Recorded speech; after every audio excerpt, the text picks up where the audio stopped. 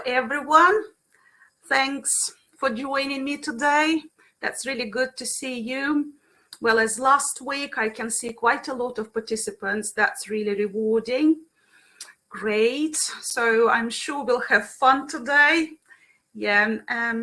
So to start with, I've been thinking of asking you a question about your energy levels. So can you please contemplate a little bit, what your energy level is like, from 1 to 10, and type in that number in the chat box.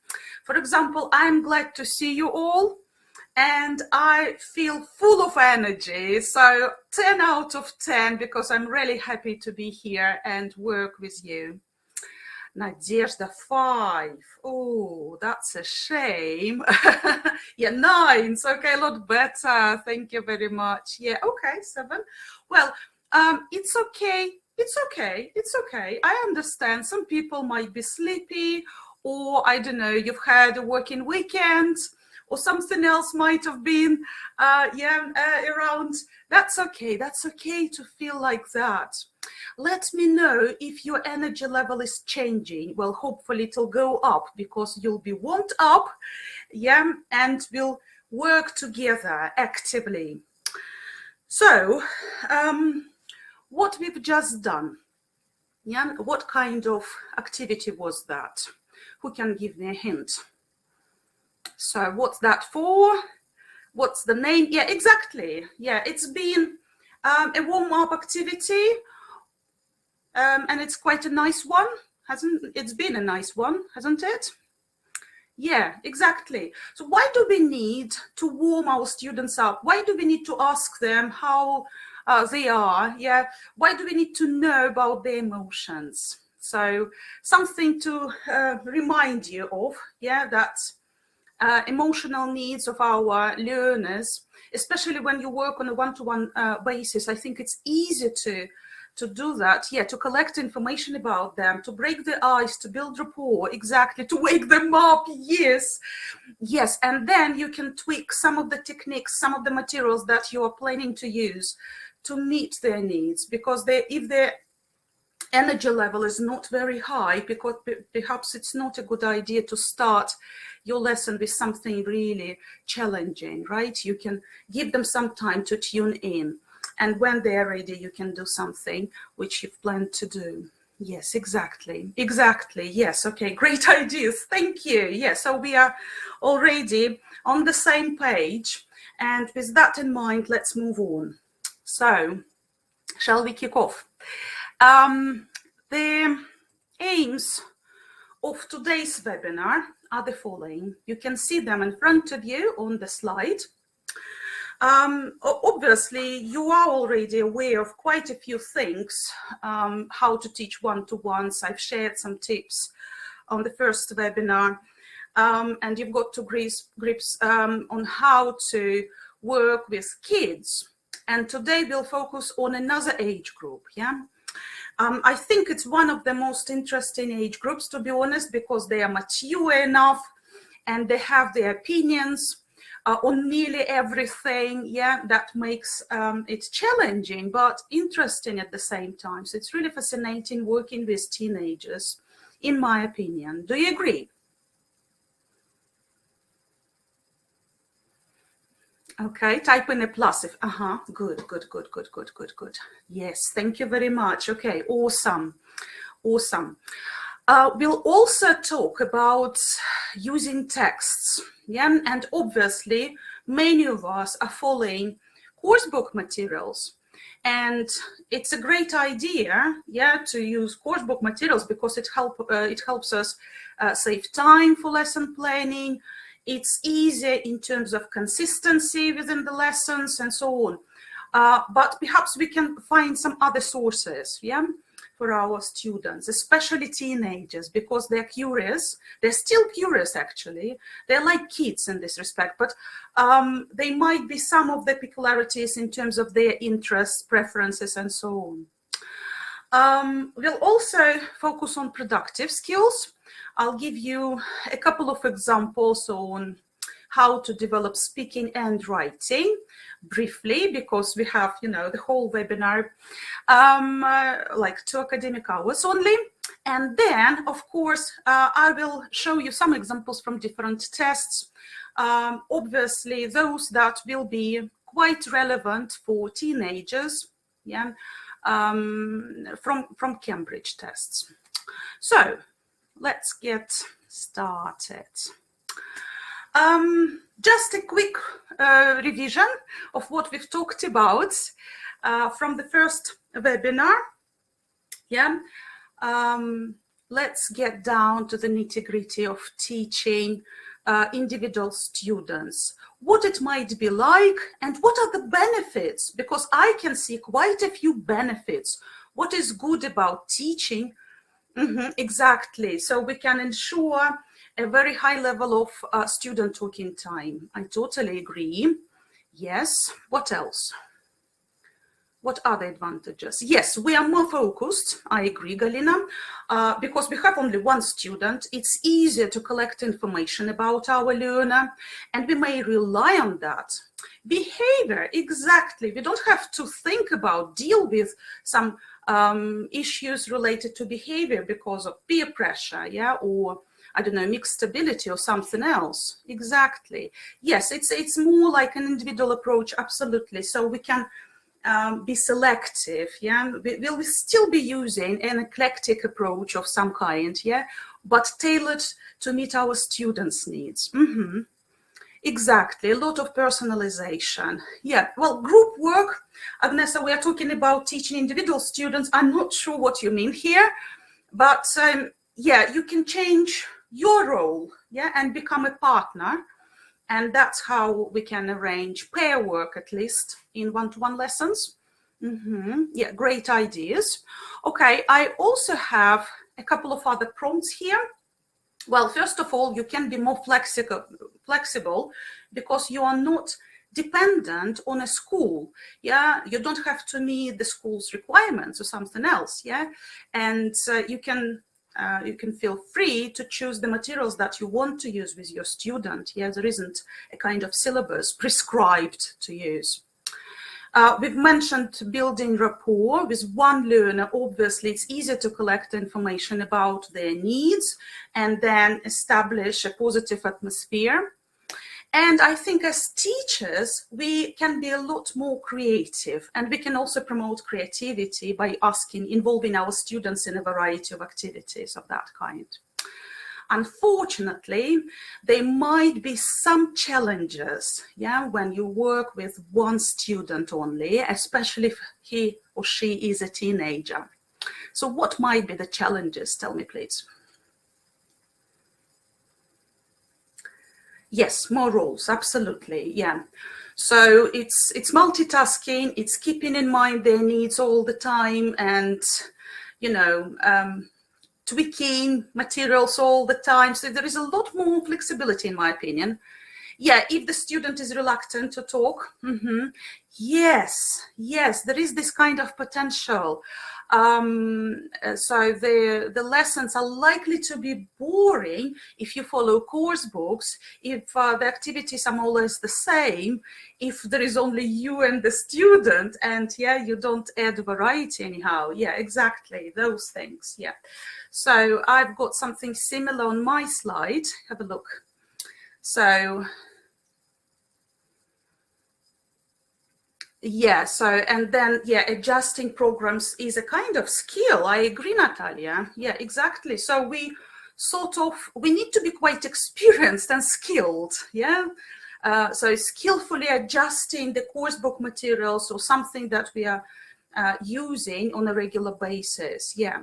Exactly. And then, yes, exactly, feeling that you need to keep them focused all the time. Tatiana is mentioning that, yes. So keeping them motivated. Another thing, yeah, they can't interact with someone else. Yeah, exactly. So how can we change that? Yeah, there are certain tricks, but we always need to keep that in mind. Another potential pitfall might be lack of consistency. Yeah, if you run a lot of material light lessons, not following course books, and you're being creative and so on, but how can you ensure that the students is learning, yeah, and you're facilitating memory, and there is some revision and recycling activities. It's harder. Another thing I feel might be goal setting, yeah. So occasionally you need to reconsider the goals that you have already set up for your student, and perhaps you need to negotiate them again, changing them slightly. Good morning, everyone. Right, okay. So that makes sense, hopefully, to all of you. On this word cloud, yeah, on the slide and in the word cloud, you can see quite a few things we usually know already about our learners. Yeah, we know their age. Yeah, hopefully we do know their level, or about, yeah, that's like they're in between, I don't know, B2, B1 and B2, for example, or something like that. Yeah, we do know some traits of personality, maybe some of their expectations, hopefully. Yeah. Do we know much about their learning experience? Yeah, hopefully we can collect information about everything. Which of the things that you can see here on the slide you are not aware of? Yeah, like you want to know more about your learners. What perhaps will be your next step to collect information about what? Expectations, yeah, goals. So if they don't have already, yeah, clear goals for studying, then perhaps it's high time. Cultural, yeah, okay, cultural, that's interesting actually. Yeah, that might be about their bringing. We're not talking about, you know, different cultures in terms of whether they're coming from different parts of the world, but that might be the case too. Yes, different types of motivation. Yeah, it's good that you are using some terms from the previous session. Yeah, so we've already split, yeah, motivation into intrinsic and extrinsic in the first webinar, and now I wanted you to see the difference in between other types of motivation. Yeah. So let's focus on that actually. Thank you for the prompt, Valentina. I think we can also split motivation into short-term and long-term, and perhaps, yeah, I might have mentioned that earlier, but it feels very important when we work with, first of all, one-to-one students, and secondly, with teenagers, because they might be moody, yeah, and their goals might be different at a time, and we need to be very attentive and keep an eye on their attitude, manner, I don't know, mood, and so on and so forth. So I'm going to read out something, and you tell me if it is short-term or long-term motivation. So you can put an S if you think it's short-term, or L if it is long-term motivation, all right? So when you work on setting goals with your learners, is it short-term or long-term motivation?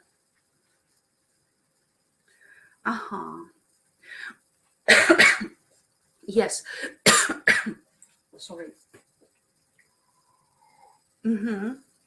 Yes, it's likely to be long-term motivation, of course, but remember, goals might be different as well. Yeah, so we can set up a goal for the end of the course, but also a kind of short-term goal in terms of what will happen in a week's time, in a couple of months' time, or something else. Yeah, like we'll have explored the following topics.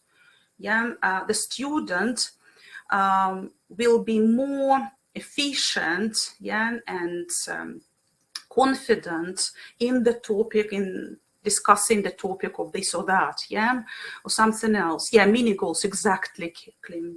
Yeah. So that's what I wanted to highlight. All right, awesome. Now, when we want to promote learner autonomy, will it be short-term or long-term goals? Both, Valentina, you are smart. You're being smart here, yes. Again, I agree with those of you who are saying it's long-term. I think I'm going to highlight it in that category, but there is an overlap, obviously, and it's good that you can spot that. Yes, perfect. Okay, now let's think about when we want to promote a good image as a learner, yeah, self-image maybe, of a experienced and successful language learner. Are we working on short-term motivation or long-term motivation? Both again, yes. Okay, right. Okay. I'm going to challenge you once again. When we select topics for our lessons, yeah, design teaching materials, what kind of motivation are we working on? Right, yes, okay, awesome. So here I'm showing some of the things. And if you think that one of the bullet points belongs to the other way around here, short-term or long-term motivation, that's fine. The most important thing is to consider these points. And we've talked about some of the things, yeah, last Monday, like creating a need for learning. They need to be aware why they need that, yeah, why it is relevant for them. So negotiating maybe some of the things that we may study. Creating a classroom contract, yeah, of some kind. Maybe building up a portfolio to see their progress and to refer to what progress they're making, because they can compare and evaluate their own performance. And then, of course, creating and maintaining a supportive learning environment, something that we call conducive to learning, right? Like if you are using your own space, it's good if you have a couple of places, yeah, where you can work, like next to your laptop when you want to show something like slides or a video, or you would play a recording or something, or on an armchair, yeah, next to the window or something, perhaps just to discuss something, so that your learner feels at ease and it's really natural, yeah, in that environment. I think that's easy to arrange. If we talk about online lessons, again, you can change the background. Yeah, you can ask them to move around with their gadget they're working from, yeah, or you may use different tools to add variety. Okay, right. Now, another important thing, and I think it's a kind of bird view, yeah, on motivation, is developing an open-minded state, yeah. So this kind of thing that Carol Dweck highlighted in her theory on the growth mindset, yeah, I'll remind you of some of the principles today. It's basically the idea is to focus on the process, learning process, and developing the intrinsic motivation. And reconsidering goals. I've mentioned that briefly, so we can still focus on that every lesson, like what you've achieved. Yeah, what do you think we need to focus on in the future lessons? Yeah, and what do you want to focus on, and what do you think you need to work on? Yeah, you know, comparing things. So a lot of high order thinking skills just to help them become a better learner, and of course some learning strategies that you can teach. Great. So let's have a look at which exams we can pick for our teenagers. So they're still school children. So perhaps if you can see the label for schools, that'll be something suitable, right? And we have quite a few exams in between A1 and B2 levels. And starting from C1, we don't have for schools label because they are already high-level examinations. And, well, there is no such division. It's not necessary, right? They're mature enough. Now, type in the chat box what the level of your students is likely to be, what type of exam you're considering. So for example, I'm working at the moment with a teenage girl, and her level is in between B1, B2. So if I want her to take her first exam, it's likely to be preliminary for schools, just because I want her to build confidence and gain positive experience from taking her first exam. B2, yes. Oh, CE, fantastic. I think, to be honest, if they are B2, they need to get prepared for first. But if they're in between B2 and C1, then you can take them on this journey to jump from level to level. It takes time, and then you can start exam preparation course. But that's my experience. I think, the gaps in between the levels are huge. And if you just focus on exam skills, you're not helping them upgrade their level. Okay, I see. Okay, some of them have already some exam experience. That's awesome. That's really cool. Yeah, okay. So we have a mixture, some low levels and some high levels students. That's great. Because I'll be giving you some examples from, well, I decided to focus on this intermediate level, just because I anticipated that there might be different interests here. Right. Now, are you good at gadgets? Are you good at using different gadgets? In front of you, you can see a QR code. So those of you who have an Apple device, you can just use your camera and you'll be connected to that answer garden right away. Those of you who are using something else, maybe your laptop or something else, you can copy this link into the chat box, and perhaps I can help you actually do that by copying the link into the chat box. Let's see. Can you follow the link? And what I want you to do when you are already there and you can see the answer garden page, can you see the question at the top? Then start typing your answer and then press enter so that we can see what you're typing.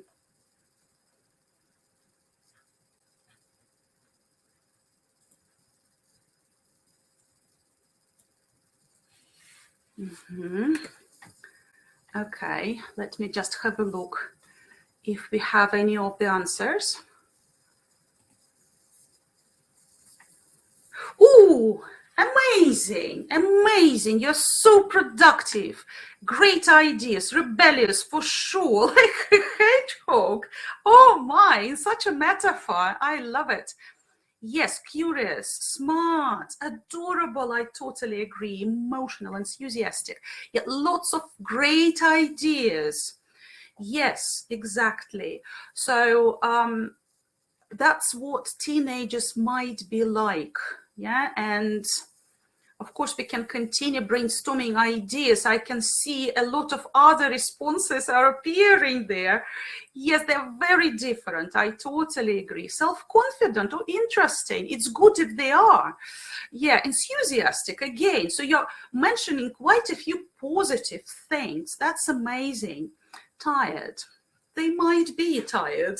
And naughty and moody, yes, they can be again, like a hedgehog, yeah, exactly, emotional, tired of schoolwork, I agree. So, sometimes my students come because I usually teach online, and if they turn up and I can see they're really tired and they're saying, like, I have a lot of classes, online classes, and I'm really tired. I can't look at the screen. I can't read anything. So I just turn off everything and we just chat, I can see her face and she can see my face. And it's like a normal conversation, learning driven, of course, but still it's a lot better for them, if they can be exposed to something like that, natural communication of some kind. Anyway, great ideas. Thank you for sharing everything. I'm going to use the word cloud we've created quite a lot of time ago. Yeah, it's I think it was another event of some kind, and we talked about teenagers, their needs, their characteristics, things like that. So I started using Answer Garden years ago, and I feel what I like about this tool, it's really easy to create a word cloud. Yeah, it's really easy to create a prompt, a question prompt of some kind. And then it's easy to use, like whether you use a QR code or a link. It's just a nice tool in general.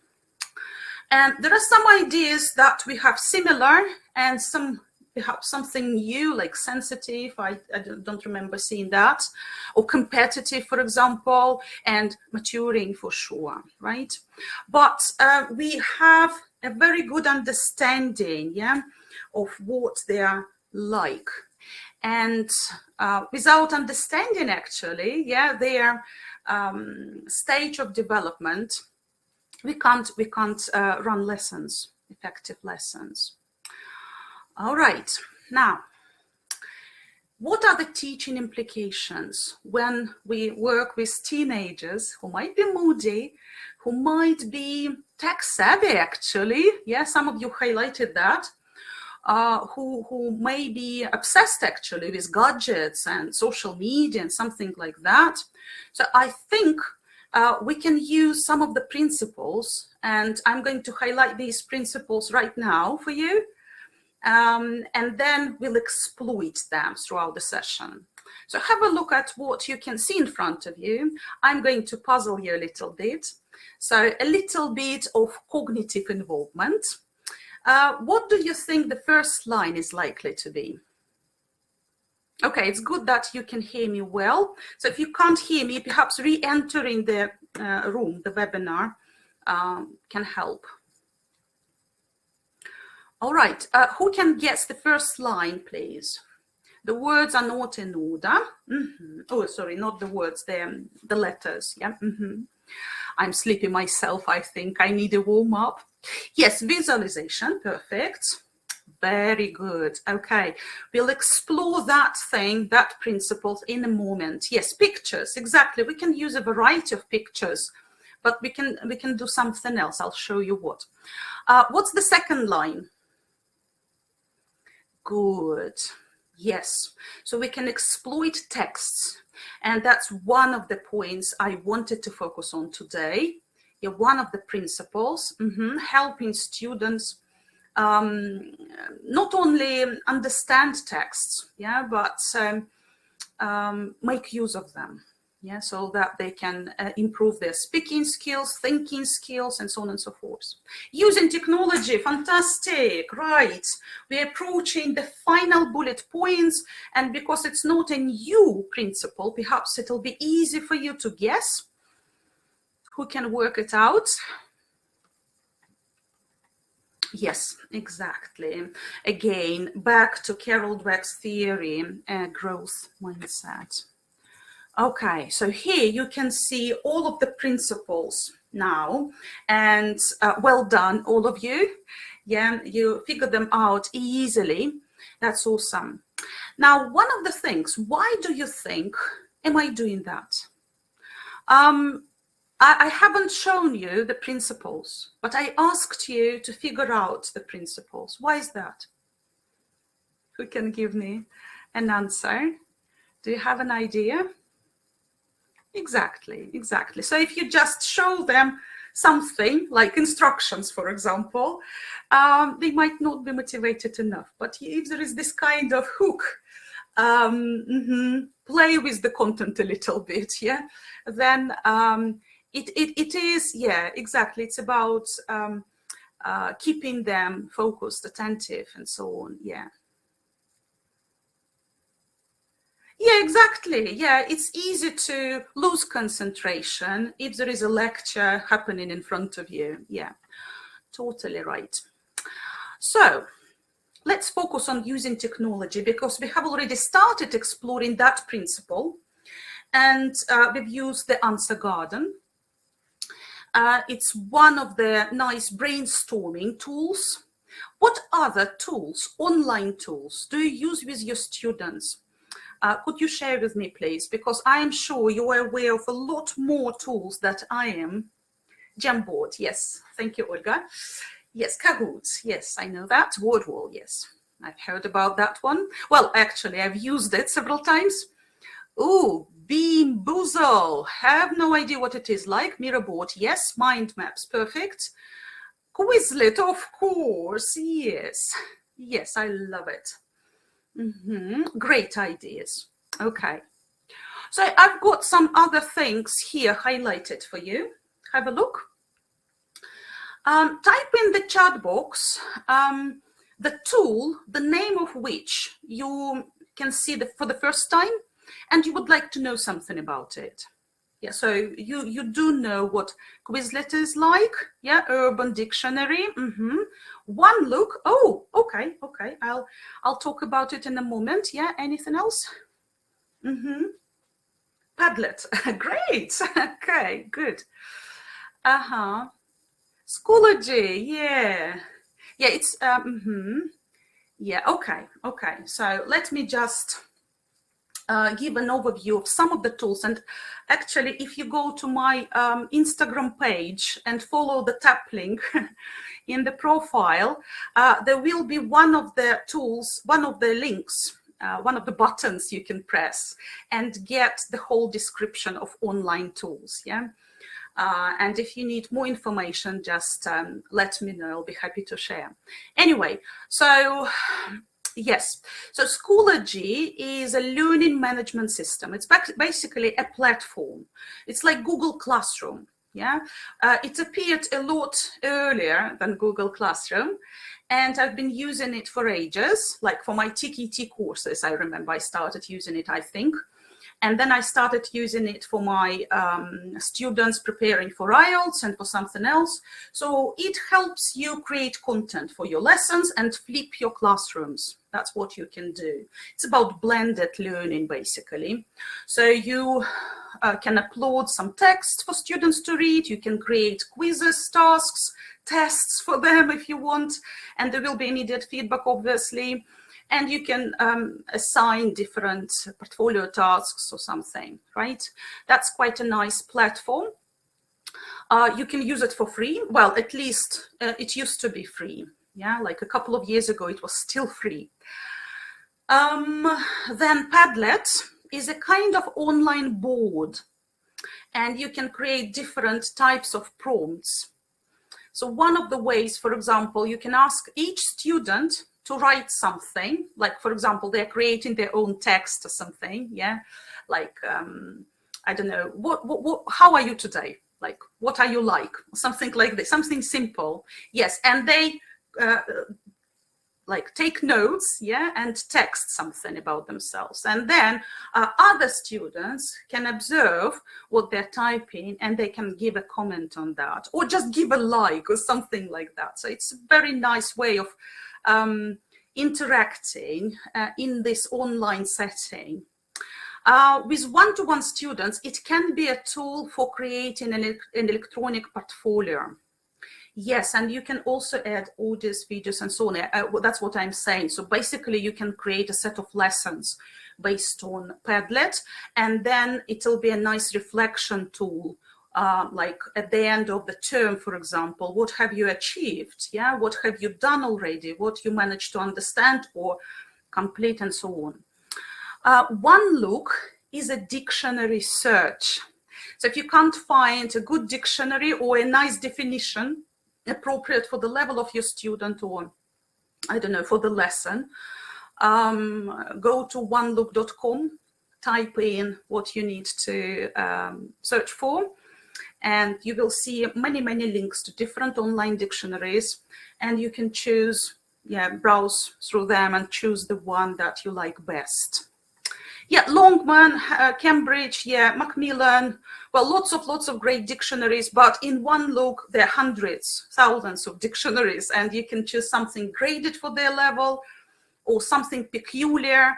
And obviously, Urban and NetLingo are different kinds of dictionaries too, urban is about slang, and netlink is about internet language. Yeah. Yeah, okay, so I think I've covered the ones that you wanted to know about. If you want to know more, just get in touch with me. I'll be happy to help. So why do we use technology? I have a couple of reasons, but obviously I'm challenging you.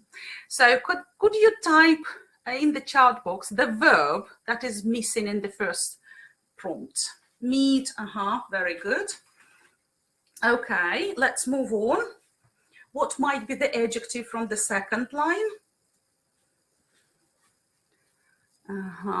Diverse, I like it. Yeah, I've got a synonym for that. Yeah, various, yeah, good. Okay, how about the adverb that we can see in the third line? Broad, another synonym, very good. Yeah, multiple, great ideas, awesome. That's actually a very good activity to expand students' range, lexical range. Yeah, listing a variety of synonyms. That's awesome. So how about the adverb? Promote active involvement in class and online. Yeah, okay, yeah, can be online. Don't think about if the classroom is physical or online. It's not about that. Yes, exactly. It's about what they can do between the lessons. Yeah. And we want to keep them busy, cognitively involved, and doing something meaningful. Yeah. Individually. Exactly. Yeah. Okay. Great ideas. Okay. Promote learner interest. I like it. Yeah. Autonomy. Yes, Olga, I think that's the answer I've got. Yeah, okay, great. And finally, lift materials off. That's a very difficult word to guess. Yeah. Yeah, exactly. Okay. Yes, of course it is the article. Yes, that is missing here. Yeah. So there is an element of use of English activity here. Can you see, right? Yeah. So we are having fun, but at the same time, we are practicing some exam strategies, some skills that are necessary for exam takers, right? And the more you do that, the better habits will be developed. Yeah. I think, and it's good to have a variety of visual prompts and, something that you prompt your students with orally, and they'll be responding well to tasks like that. It won't be a problem for them. Right, so that's why actually we use technology, yeah, just basically to meet our learners' expectations because they are tech savvy and they want to do something like this.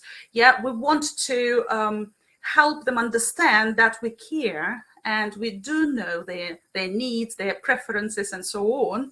Yeah, we also help them be involved between our lessons, yeah, become better learners, autonomous learners.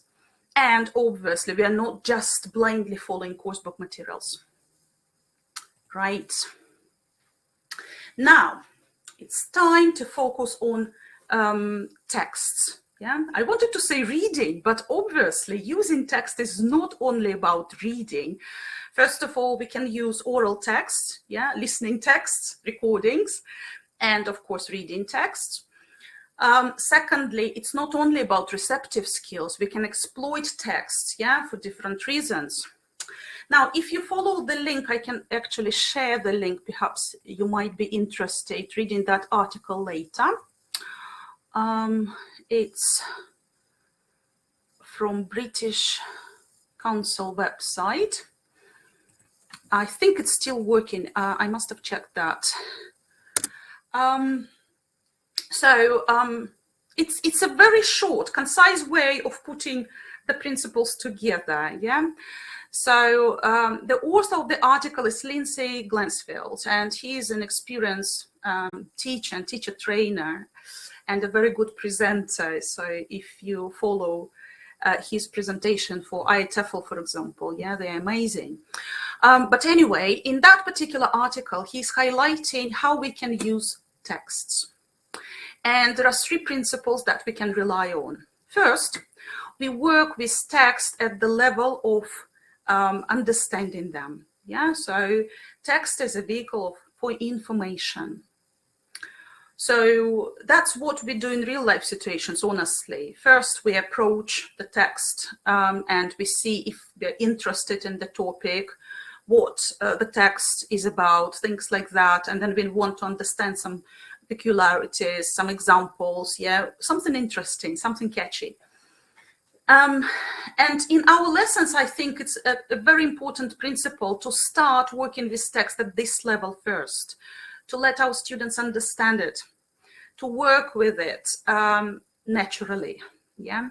And then after, yeah, or having checked their comprehension, you can work on 2 other levels. The first one, well, the second here is text as a linguistic object. Yeah, we'll be focusing on language, some useful chunks or peculiar words or descriptive language or linkers or something else, whatever the text is, yeah.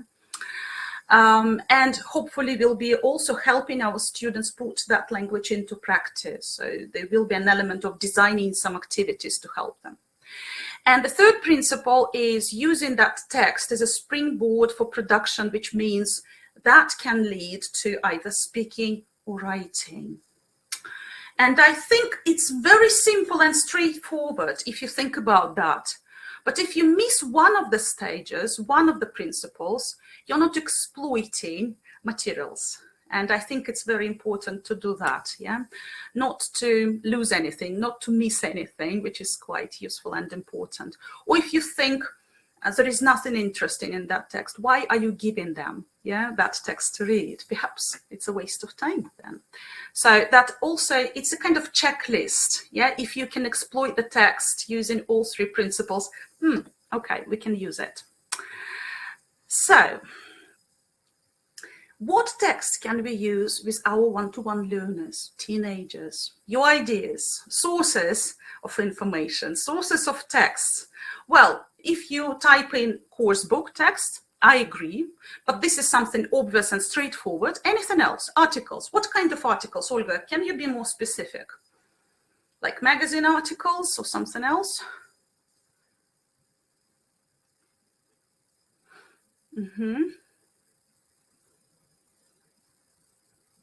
Okay, there might be a delay in connection or something. BBC, that's a great website. Yes, lots of great ideas. Oh, songs, thank you, Galina. I wanted to give that example. Yes, book reviews, that's a great idea. National Geographic website, yes, yeah, full of authentic materials and also some materials for learners. Blogs, TED Talks, fantastic. Yes, different types of newspapers, magazines, and so on. The Guardian is one of them. Yeah, Discovery. Yeah, blogs, I like that. Yeah. So again, keeping in mind your learners' needs. News and levels, that's graded. That's obviously not authentic, but that's okay. As a kind of step in their development with low-level students, perhaps it might be used.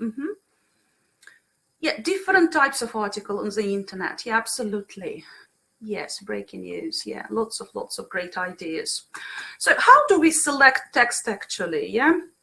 So you've mentioned a lot of sources, but you need to critically evaluate the sources before you start using text, right?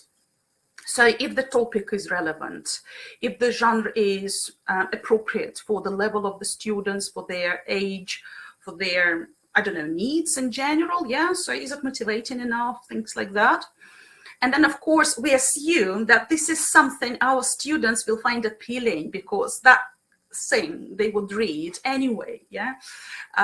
If it is in Russian, for example, if it is a habit, or if they already reading quite a lot of text on a regular basis in English, again, that is something that they would choose, right? And yes, you've mentioned a variety of authentic sources.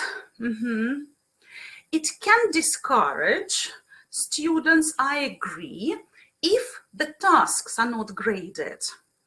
So there is a golden rule or a rule of thumb, if you want, to grade the task, not the text. So you can still make use of some authentic texts. Not all the texts are suitable, obviously. Some of them are really challenging, yeah. But depending on the learner's needs and levels, yeah, you can take an authentic text and just grade the task. So for example, if you focus only on gist, I'm sure they'll cope with that. And by doing that, you're focusing on very important strategies like ignoring unfamiliar words, guessing meaning of some important keywords, yeah, and so on and so forth. And I think it's very, very important, yeah, crucial for life skills. Yeah, that's what they'll have to cope with on a regular basis without your help, without pre-teaching something.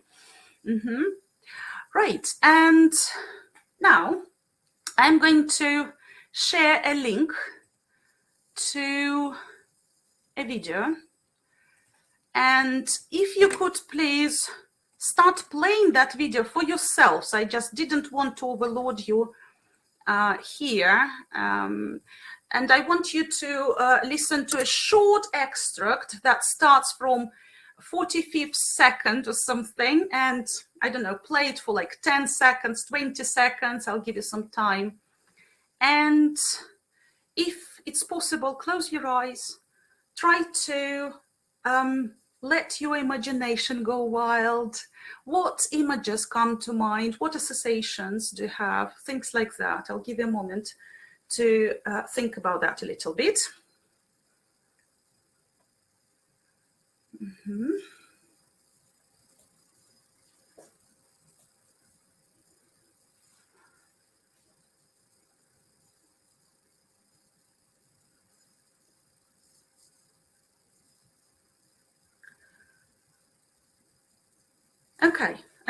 Okay. Hopefully everyone could hear at least an extract from the song. And just to save time, you can listen to the song later because it's an amazing piece of music. Now, use the chat box. What associations have you got? Which images came to mind? You know the source, obviously, but that's not the point, yeah? If you just listen to the music and maybe hear some words from the lyrics, yeah? What associations do you have? Does the song make you feel happy or sad, and why? Okay, could you please type in your ideas in the chat box? Anything that you've got in mind. Many people actually in the past, when I played that song, would say something like, yes, exactly, calm state of mind, yes. Soothing, yeah, relaxing, yeah, romantic, absolutely, yeah. I've heard something like a lullaby, a little bit melancholic, yeah, I agree, yeah, right, yeah. And of course, when you listen, yeah, fascinating, yeah, exactly, sleepy, might be, yeah. So there are many different ways of playing around that, yeah, but that's the point. You ask your student to reflect on that, and even weaker students can respond verbally to what they can hear. They don't have to understand every single word, so we are grading the task. We are asking them to visualize whatever comes to mind. There is no right or wrong answer here, right? But we have a lot of things in common, and that's what music is fascinating for, right? So that's why we would use something like this. And then after discussing, yeah, eliciting quite a few adjectives, quite a few things, you know, that you can ask them to draw actually. Yeah, that might be. Okay, that might be another way of using this song. Yeah, and then you can show them the image from the film. Yeah, it's my vivid and strong association with this piece of music, obviously. And I love the book, and the film was amazing. Well, it is amazing, right? And you can discuss the similarities in the images, in the associations, in the emotions that your student has mentioned. Yeah, something like this. And it's a kind of already, yeah, springboard for discussion, you may think, but at the same time you check comprehension. So all three levels can be involved actually, and stronger students will rely on linguistic clues, yeah, whereas weaker students can rely on the music itself, yeah, without recognizing some words in the lyrics. All right. So, because we want to continue working on checking comprehension, first of all, and using the first layer, yeah, text as a vehicle for information, perhaps we need to create different comprehension tasks, yeah, with the focus on gist, specific information, and so on and so forth. But that can be a student-generated activity. They can actually challenge themselves, their future selves, for example. You can ask them to think about the text, well, in our case, a song, but it can be a different type of genre, and you can ask them to create questions. Like, for example, why does the song make you feel sad? Yeah. Or who do you think was taken away in a ship? Yeah, or something like that, whatever. So the students will have to take time and create prompts. And obviously, the lower their level is, the more prompts they will need. And perhaps you can give them some kind of words in a word cloud and ask them to make questions. Or higher level students can think on their own and create this type of task. So basically, you don't have to do much. You just guide them a little bit, yeah, and help them make accurate questions. And by creating a task for someone else, you can say, that's how you can motivate them, for you maybe, yeah, you're already helping them understand the text further. And hopefully you'll be playing the song several times, or if it is another text, they can read it or listen it again several times. So it involves deeper understanding, yeah, of the textual information. But there is also this kind of personal response already, because they choose which questions to ask. And then after a couple of lessons, you can actually show them the questions. Do you remember the questions you've created for that song? Can you still remember the answers? Yeah, and that might be a nice revision activity. And that's what we want to ensure consistency in between lessons, right? So that's one of the ideas that we can do.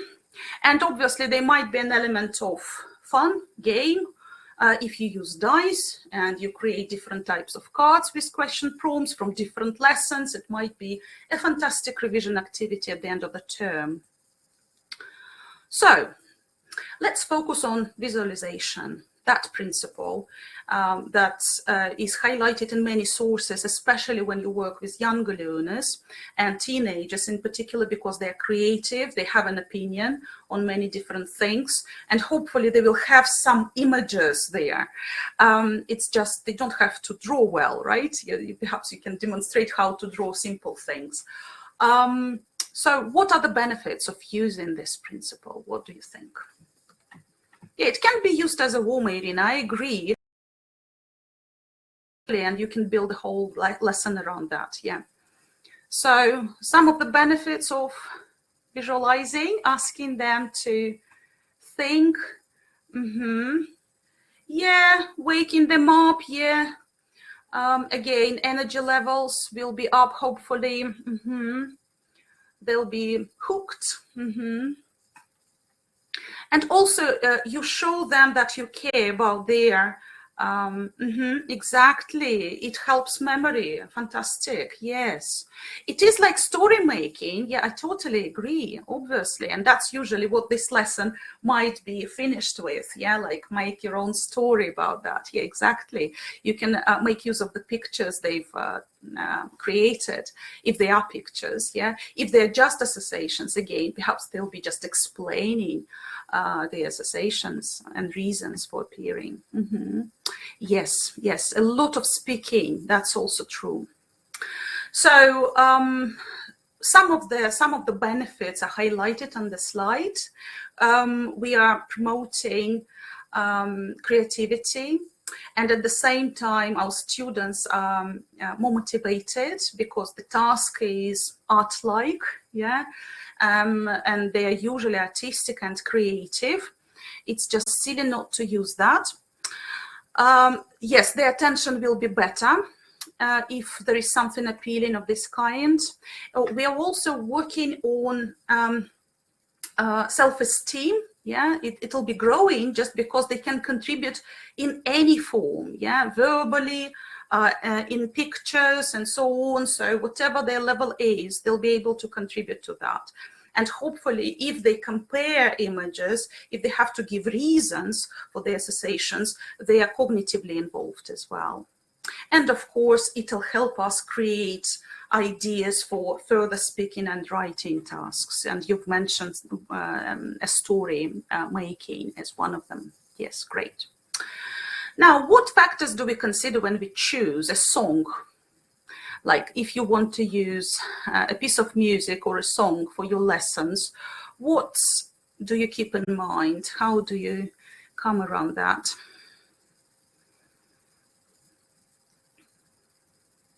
Yes, exactly. Of course, it does, Galina. Yeah, so our goals might be different. But in general, if you want to exploit it properly, squeezing out of it, yeah, the most important things, yeah, learners' preferences, Olga, yeah, obviously, that's one of the key things. Yeah, topic. Very good. Yeah, okay. So when we talk about music, there is something else that we keep in mind, yeah, and sometimes you like it, and that's why your students might be inspired, yeah, by being exposed to something like this, yeah, and level, yeah. But yeah, for your students, you can actually ask them to mention quite a few factors that they consider when they choose songs. Yeah, if a catchy tune is very important, or they prefer to focus on a clear message from the song. Yeah, if they want to be more energetic, or they need to calm down at this stage. So that will affect the choice, yeah, and hopefully interest in lyrics because you want to focus on language as well, yeah, at a certain stage. But yes, great ideas. So let's shift from using songs to using text in general. And while we read or listen, yeah, there are different sub-skills that we want to develop, yeah, like reading for gist or listening for gist, getting the general idea of that text, yeah, and then focusing on something specific like how many, when, where, things like that, factual information, or who did that, yeah. Understanding hows and whys, which is of course a deeper understanding of the text, the purpose, yeah, and inferring maybe meaning, someone's opinion, and obviously sometimes we just read for pleasure, and that's what we can listen.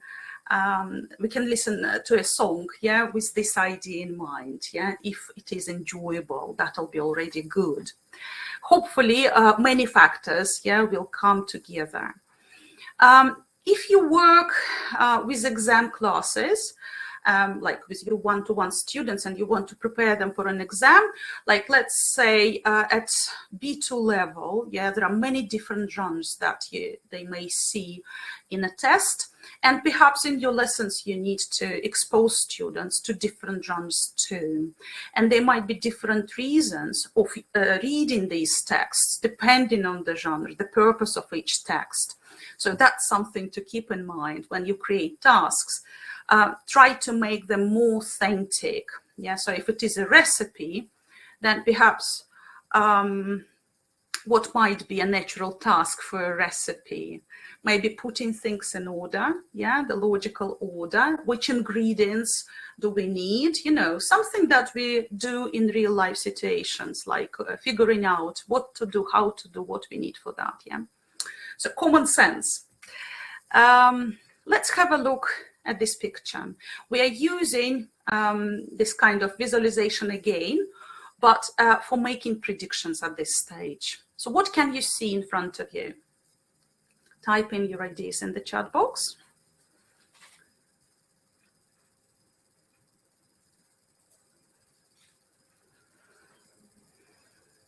mummy, you think it's a mummy. It's a lot smaller. Pillow, better. Okay, bag of dirt, a sack, a shoe. Some of you are familiar with handbooks, yeah, that you can find on CambridgeEnglish.org website. Now, here is the text, actually. So I'll give you just 30 seconds to look through the text and figure out who is right about that. What's the text about? Great ideas, yeah.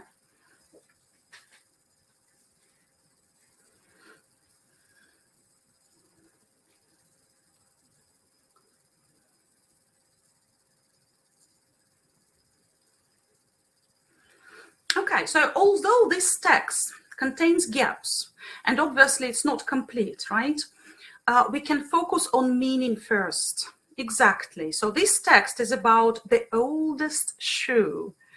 And instead of giving the student the task right away, as it is, like reading and use of English, it comes from the handbook for B2 exam, right? CambridgeEnglish.org handbook for first certificate.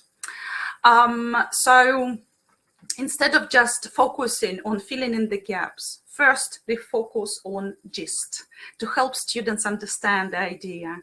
And then it will be more manageable, yeah, to focus on age gap, and you can ask them, make predictions about the missing words, like what part of speech it's likely to be, what the meaning we may be interested in, what ideas come to mind. You can brainstorm some synonyms and so on and so forth. And then, of course, you show them the options, right? Let's focus on gap number 3. So which word would you choose for number 3?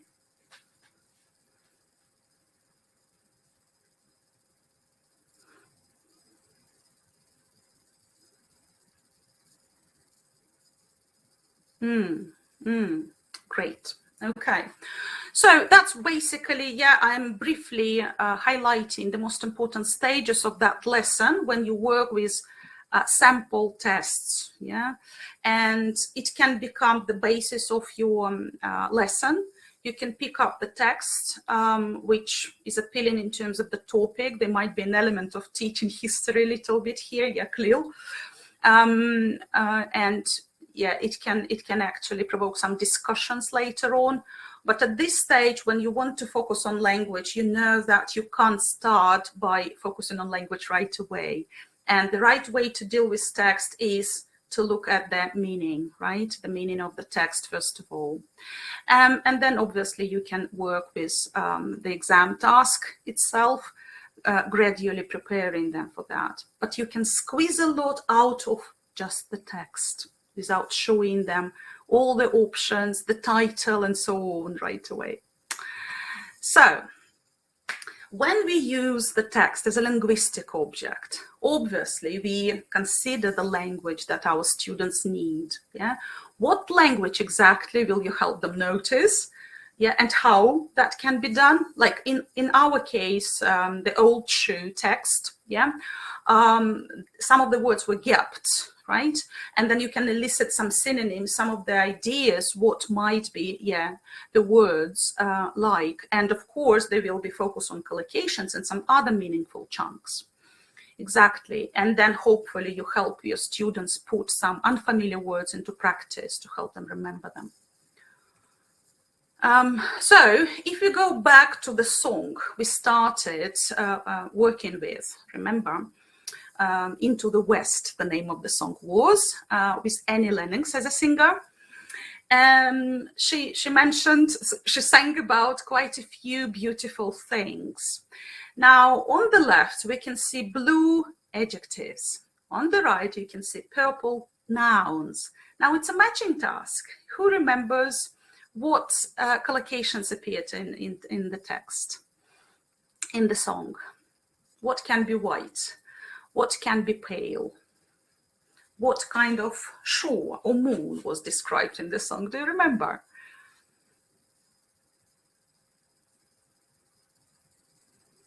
Okay, so perhaps we need to listen to the song again. Very good ideas. Yeah, and you can of course discuss with the students, yeah, how some of the adjectives can go with different nouns, and then you would play the song again to confirm their predictions. That's the way of doing that.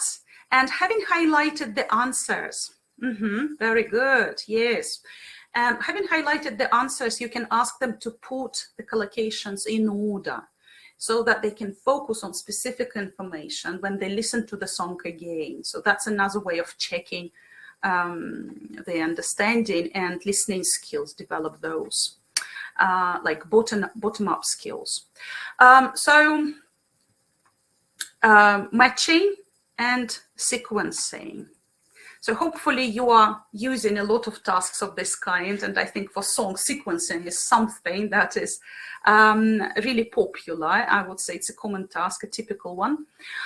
So here are the answers, if you are interested in the order, yeah, how the chunks appeared. And of course, I'm also using an element of the lexical approach proposed by Michael Lewis. So we don't focus on single word items. We try to help our learners with chunks, meaningful chunks, to help them become aware of different types of principles, like how words go together. And also, of course, collocations that you've highlighted, but they might be also compound nouns, yeah, and other chunks. Now, so we've mentioned matching and sequencing. What other task types can we use, especially if there is a song that you wanted to use as your text? Okay, your ideas.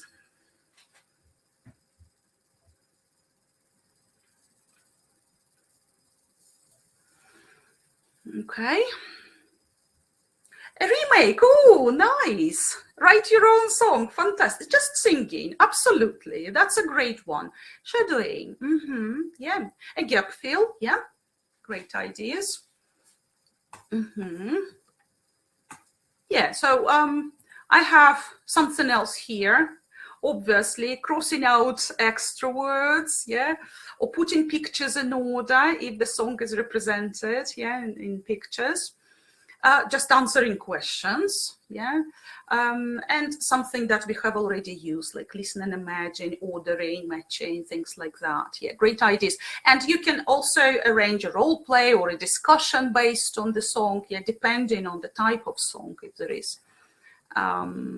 If it comes out naturally and your students respond well to this type of song, because sometimes, you know, it doesn't go well. Yeah, great, Klim. Yeah, great. So another thing we can do, remember, I've already prompted you with some student-generated activities, like how can students create questions for a text. Now here we can ask students actually to create tasks based on a song. Well, obviously they'll have to choose the song they like. Yeah, and they can think of any task type, and hopefully, yeah, because you are sharing a lot of ideas and they are already exposed to a variety of tasks based on songs, they'll be creative, yeah, they'll be using some of the ideas and creating something useful. So here you can see one of my students' tasks created for her peers. But actually, again, the point is not to create it for someone else. It might be the task for you or for the student in the future, yeah? It doesn't have to be for a peer, but it can be, of course, for a peer as well. So if you have several students of similar levels, yes, you can ask them to swap tasks, yeah. But the thing is, while preparing, while creating this task, they're working on texts, yeah? They understand them better, they work with the language and so on and so forth. So here, I'm quite proud of this actually creation. I think it's a very smart task. For high-level students, yeah, they have to think of synonyms, because in brackets, there are some hints given. And first, they have to guess which words are missing. And then obviously you can listen to the song and confirm some of the predictions, yeah? So that's a nice way of asking your students be in charge, yeah? They can be teachers and they can challenge you, perhaps. Yeah, just in case you want to use the song, the next slide contains the answers. It comes from One Direction. And obviously, it's quite an old lesson that I gave for my students. So perhaps you'll be using something more up to date at the moment, but you got the idea. Now, let's have a look at another extract from an exam task. And again, first, we focus on general understanding. What's the text about?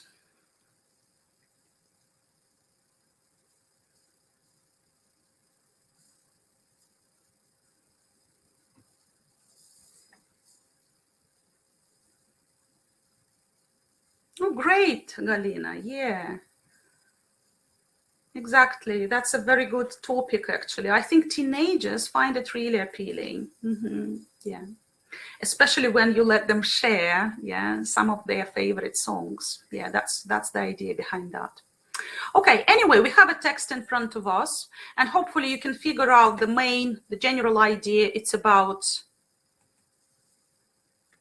a doctor on board, yeah, that kind of situation. And because it comes from Use of English, part 3, the focus is on word building. And there are different ways of approaching these tasks. One of the ways is to let students read the text first, which we've just done. Or another way, you can focus on words first. You give them all the options, do, expect, and so on, whatever you see here on the right. And then you ask them to recreate word families, like all the words with expect, like expectation, expecting, yeah, and something else, yeah, unexpected, and so on. And then you show them the text and let them choose one word from the word family. So there are different ways of dealing with that, depending what you need to focus on. Text as a linguistic object, then you go with the words first. And here you can see the answers again if you want to make use of these tasks, yeah, these ideas. This task in particular, you can find it in the handbook, obviously, but the text comes from Complete series. Now, let's focus on using text as a springboard for production.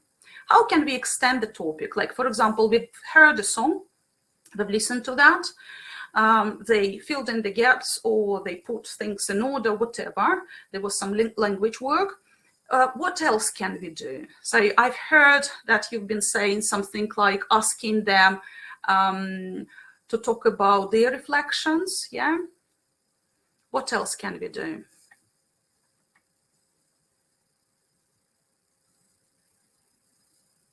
Yes, discussions, yeah, definitely.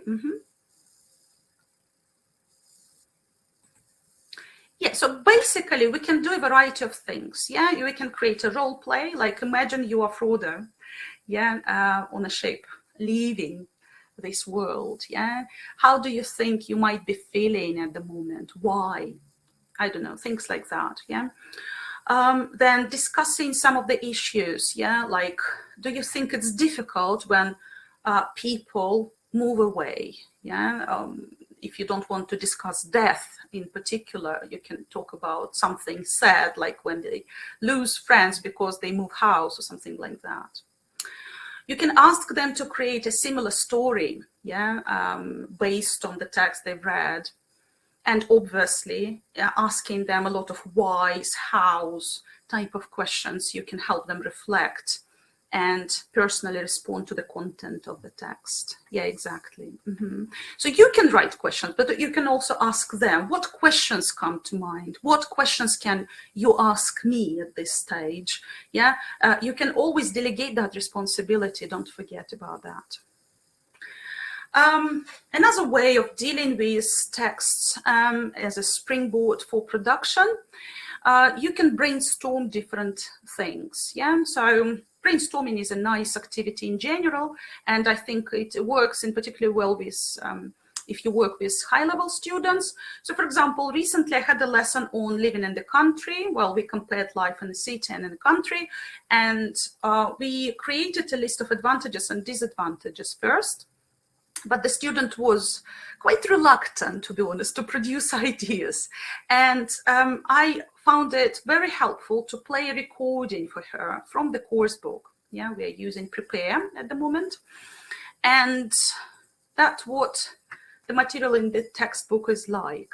Yeah, listen to Alice and Oliver talking about the places. What do they agree on? Instead, we used that mind map, advantages, disadvantages, and she had to add ideas to advantages and disadvantages. I think it's more cognitively challenging task, yeah, and therefore more appropriate for my student. And then I asked her to listen to the recording again and think about, yes, functional language that they were using, yeah, and obviously they used some of the expressions from the boxes. You can see here the box with giving opinion, agreeing, and so on. And she picked up some expressions. And then I asked her to open the course book and find the same expressions and maybe adding some other phrases that we can use in this situation. And then we went back talking about our list of advantages and disadvantages amended after listening. And it was a nice discussion, a kind of debate.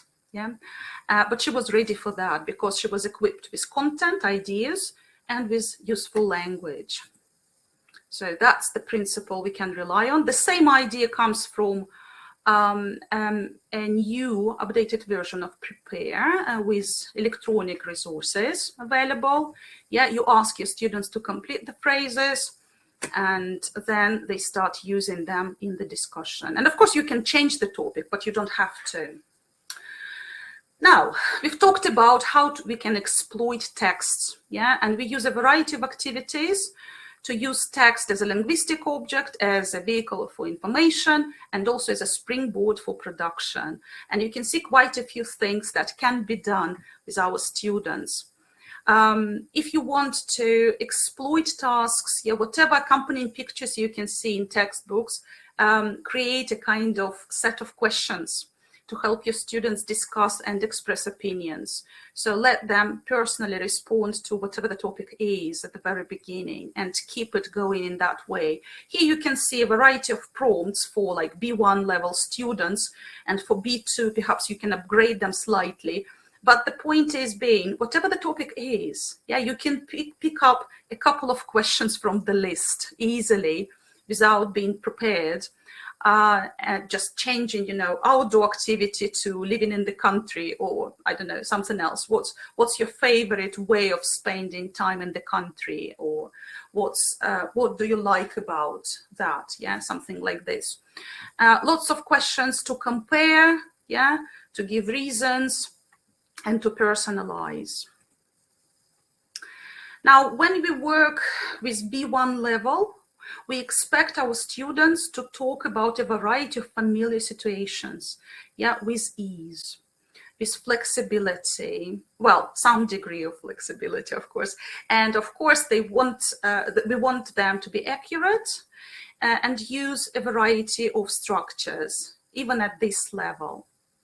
You can see some other descriptions, and you can create can-do statements to evaluate your student performance. So for example, good pronunciation, yeah, intelligible, but occasional slips, and then you can list some of the things you need to work on, yeah.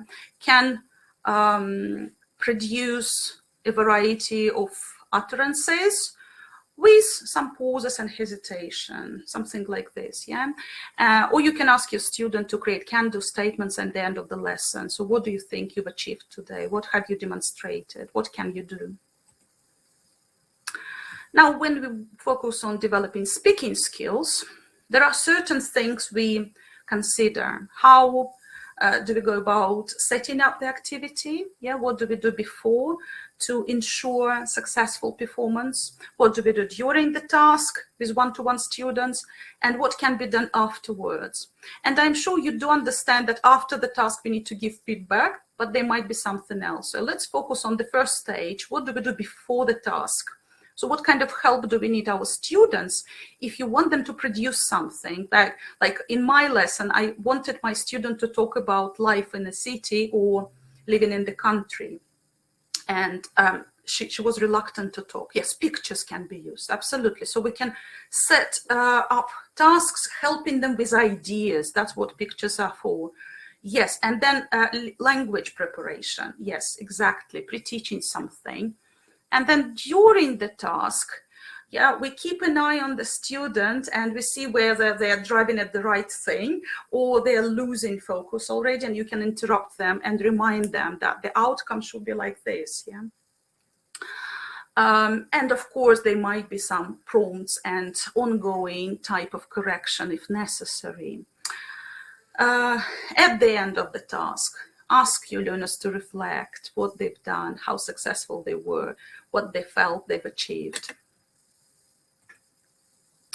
Let's briefly talk about writing. There are two approaches to principles of developing writing skills. One is a process, the process approach, and one is the product approach to developing writing.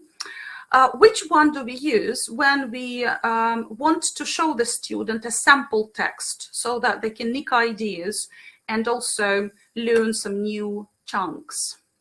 That's been, yeah, an example of the product approach to developing writing skills.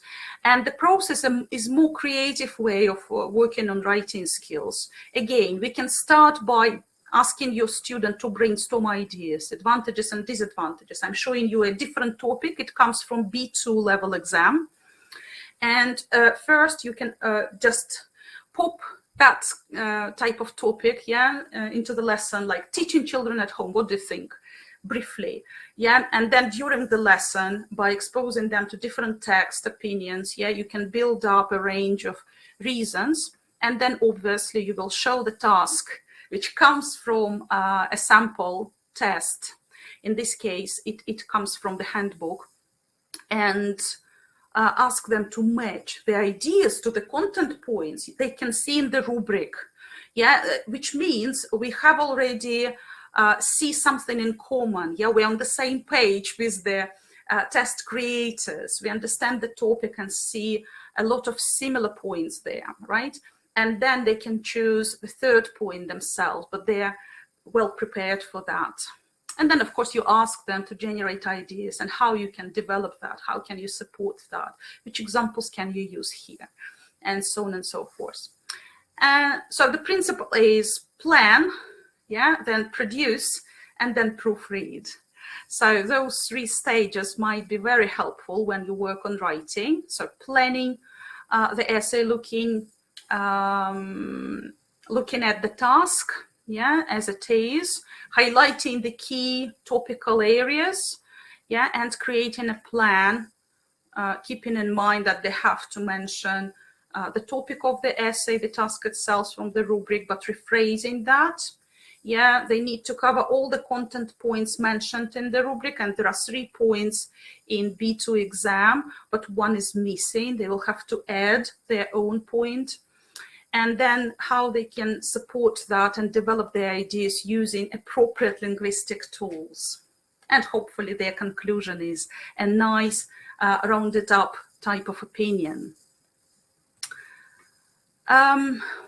Okay, some writing tips here on the slide, yeah? So you can see a lot of different things we keep in mind when we work on writing.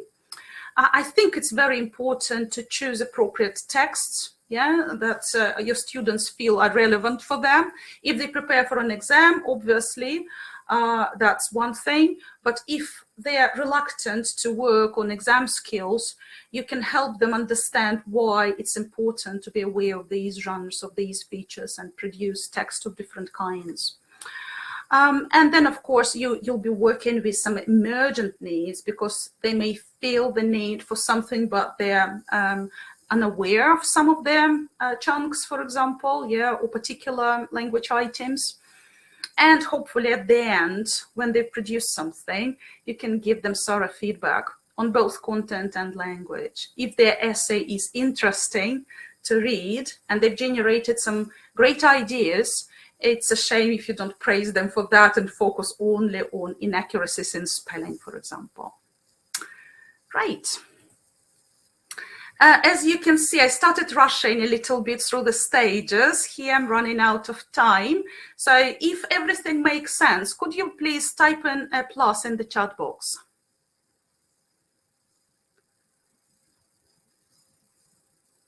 Okay, thank you. Thank you for your support.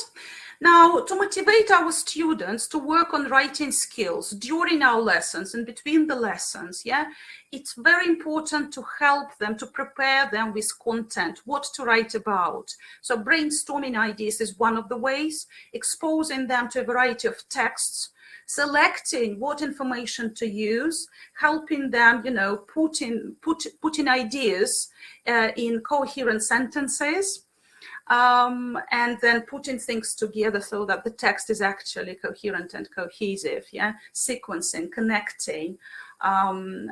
That's a kind of skill, and obviously we can't cover all of them in a short webinar. Then, as I have already mentioned, writing the first draft, but then proofreading, editing, and improving something. So that might be a stage in the lesson. You can ask them to take like 5 minutes and decide whether they want to submit their work right now or they want to make some changes. And if it is done electronically, like using Padlet, for example, it's easy to fix some of the things, right? And then don't forget to give feedback on content, because I am sure all teachers are keen on giving feedback on language, but content is also very important. Okay, so let's generalize and summarize. So we've used a lot of principles today, and some of them were related to developing a growth mindset, open-mindedness. That's something, the attitude we want to see in our learners. Have a look at the prompts. All the vowels have been removed, and you need to figure out which principles I'm highlighting right now. So what's the first one? Yes, well done, Clem. But the second? Help me out.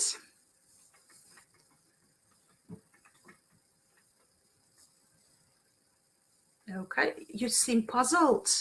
I'm terribly sorry. Okay, let me just show the principles now. Yes, exactly. Let your learners ask questions themselves. Yeah, I think it was Scott Thornberry who gave a hint on that. I think it's a very key principle, yeah, the most important one, to let them ask questions. Setting goals, yeah, focusing not only on their results, achievements, language, accuracy, but also the process, the effort they're putting into, and the hard work. And then, of course, working on strategies and helping them see they're making progress. So a lot of encouragement, hopefully. And if you are criticizing them, it should be constructive, like not just improve it, rewrite it, but what exactly they have to work on. Like, have a look at the linkers. I think sometimes your ideas are not well connected. Can you improve that? So at this stage, I'm nearly finished, and you can ask me questions and also follow me on Instagram, and you can find, you know, the list of online tools I've created with some descriptions and links if you follow my top link. I can see in the question box. Yes, what is Galina asking is actually quite interesting. It might be interesting for everyone. Students are often have to work. They often have to work with texts that's unappealing. Yeah, they're not interested in reading these texts. Some uncomfortable topics. Yeah, so how can we deal with that? How can we motivate students? Well, first of all, use a variety of visuals. Yeah, generate interest, help students make predictions. That often works, it helps, right? And to facilitate understanding, perhaps you need some kind of background knowledge in the topic. Like, for example, if it's archaeology or history or something else, yeah? Give them some information about that. Let them become involved, yeah? And then delve into the topic by using the text that you have to use if you have to use it. So yeah, it might take longer, but it's worth doing. Yeah. Thank you very much. Great ideas. Thank you for your questions and being actively involved. I am enjoying this session very much. Yes, thank you, thank you, thank you. And I'm looking forward actually to our next webinar next Monday. We'll be exploring some other useful activities for different age groups. Great, thank you.